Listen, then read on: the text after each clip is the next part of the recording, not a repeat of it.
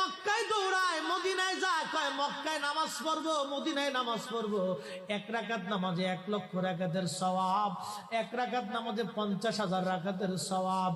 উমরা করে মক্কায় কাটায় সময় মদিনায় কাটায়, মক্কায় কোরআন খতম দিতে চায়, মদিনায় কোরআন খতম দিতে চায়।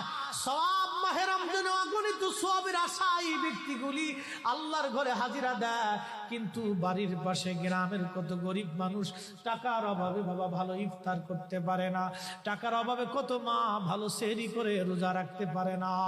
এই ধনীরা এই গরিব মানুষের ঘরে খাবার না দিয়ে আল্লাহরে পাওয়ার জন্য মক্কা মদিনায় দৌড়ায়।